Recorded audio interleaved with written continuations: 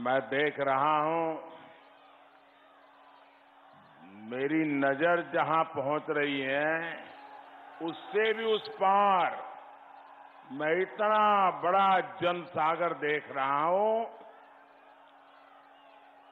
आप इतनी बड़ी तादाद में हमें आशीर्वाद देने के लिए आए, मैं आपका बहुत बहुत आभारी हूं। और यहां तो मैं देख रहा हूं कर्टन के भी पीछे लोगों को तकलीफ हो रही, लेकिन खड़े हैं। ऋषियों मुनियों की तपोस्थली सीतापुर और आसपास से आए सभी भाइयों बहनों को मेरा सर झुका करके प्रणाम।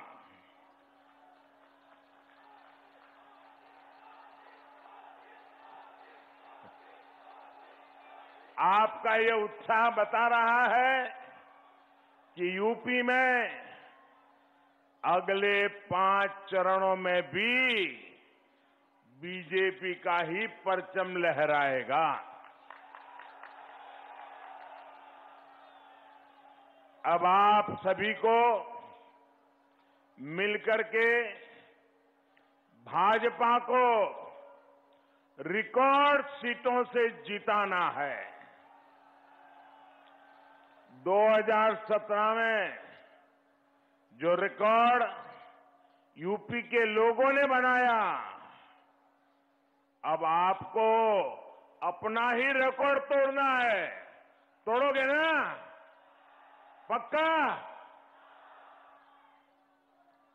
आप याद रखिए, यूपी में भाजपा सरकार होने का मतलब है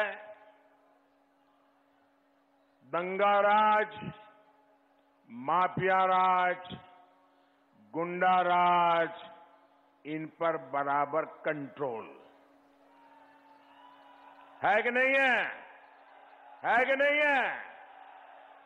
यूपी में भाजपा सरकार का मतलब है पूजा के दिन हो, पर्वों के दिन हो, पूजा पर्वों को मनाने की खुली स्वतंत्रता। यूपी में भाजपा सरकार का मतलब है बहनों बेटियों की मनचलों से सुरक्षा। यूपी में भाजपा सरकार का मतलब है गरीब के कल्याण के लिए निरंतर काम।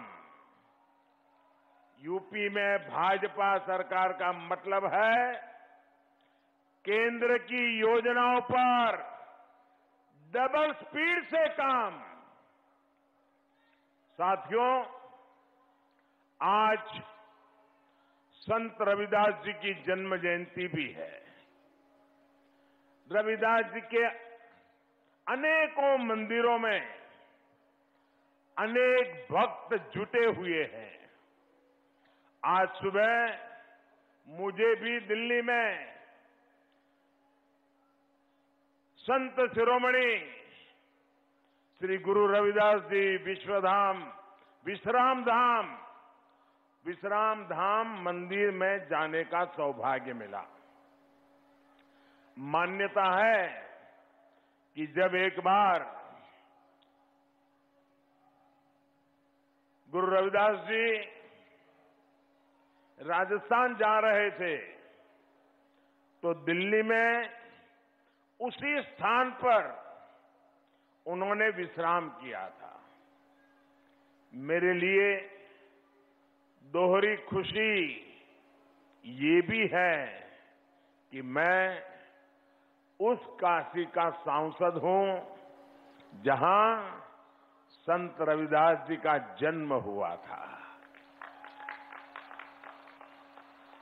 ये भी मेरा सौभाग्य है कि बनारस में उनके मंदिर परिसर के सौंदर्यीकरण का कार्य एक पवित्र कार्य करने के लिए ईश्वर ने मुझे निमित्त बनाया, मुझे एक माध्यम के रूप में इतने सालों से जो काम नहीं हुआ था वो काम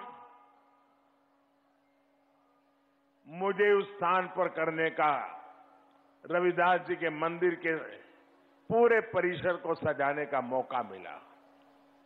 दशकों से रविदास जी के भक्त हर सरकार से इसकी मांग करते थे, हर व्यक्ति से इसकी मांग करते थे, लेकिन चुनाव आता था, लंगर चखना, फोटो निकालना और भाग जाना, यही होता था। भाजपा सरकार वहां संत रविदास जन्मस्थली विकास परियोजना पर भी तेजी से काम कर रही है। रविदास जी के श्रद्धालुओं के लिए अनेक सुविधाएं वहां विकसित की गई हैं। आज वहां उनके भव्य मंदिर में दर्शन के लिए देश के कोने कोने से लोग पहुंच रहे हैं। मुझे विश्वास है कि संत रविदास जी की जन्मस्थली पर भाजपा सरकार जो सुविधाएं बना रही है उससे श्रद्धालुओं को बेहतर अनुभव मिलेगा। हालांकि मुझे देखकर भी तकलीफ होती है कि यहां पहले जिन्होंने 5 साल तक सरकार चलाई, 2017 से पहले उन्हें संत रविदास जी के नाम से भी कितनी चीड़ रही है, ये मुझसे ज्यादा उत्तर प्रदेश के लोग जानते हैं। साथियों, संत रविदास जी की प्रेरणा से हमारी सरकार सबका साथ, सबका विकास, सबका विश्वास और सबका प्रयास के मंत्र पर चल रही है। हमारी योजनाओं के केंद्र में गरीब है, दलित, शोषित, पिछड़े, वंचितों का कल्याण है। आप सब जानते हैं भाइयों बहनों, पूरी दुनिया पिछले 2 साल से 100 साल में नहीं आई ऐसी भयंकर महामारी में उसकी चपेट में है पूरी दुनिया। इस महामारी के इस काल में भाजपा सरकार ने गरीब का जीवन बचाने को सर्वोच्च प्राथमिकता दी है।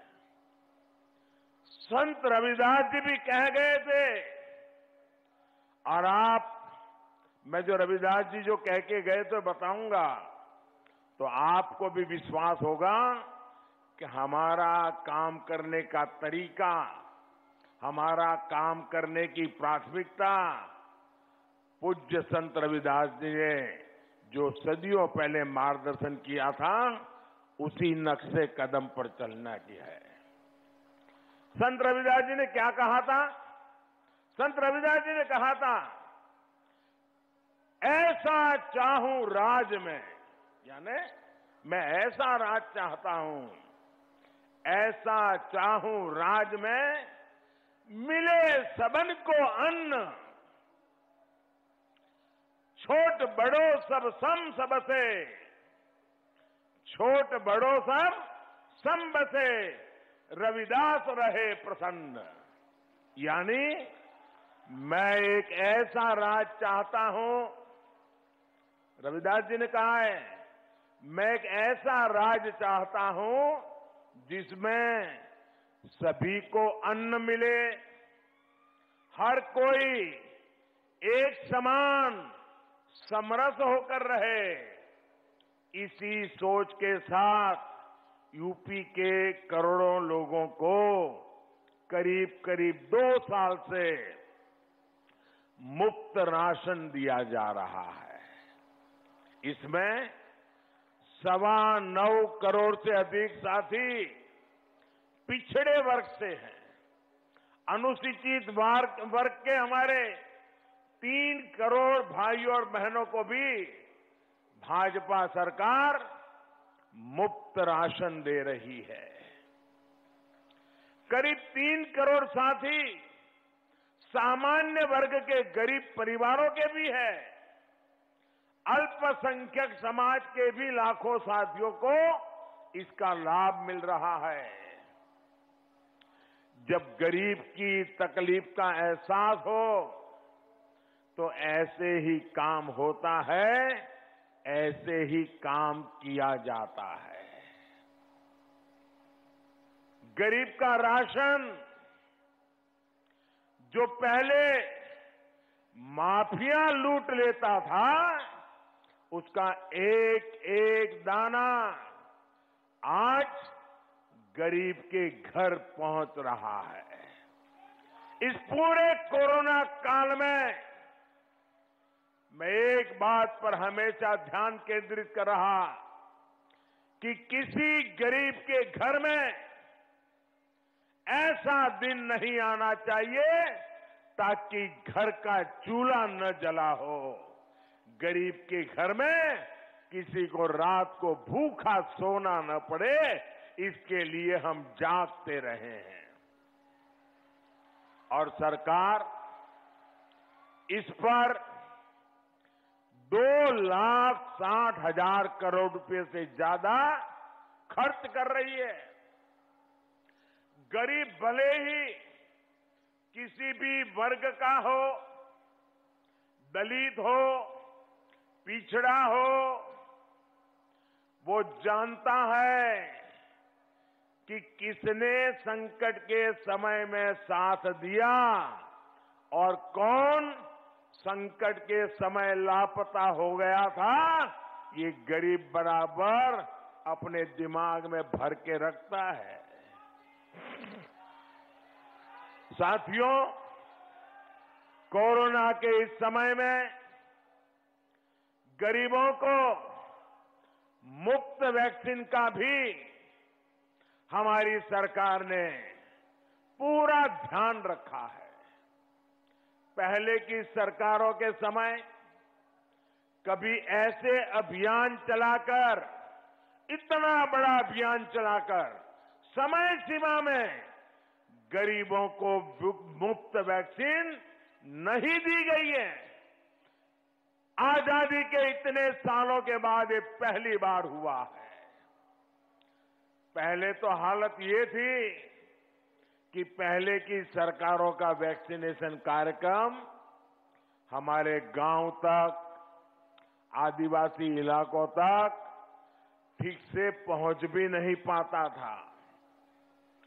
बरसों बरस कार्यक्रम चलते थे, गरीबों को वैक्सीन की एक डोज नहीं लग पाती थी। आज ये भाजपा सरकार है जो देश के कोने कोने में गरीब से गरीब को मुफ्त वैक्सीन लगवा रही है।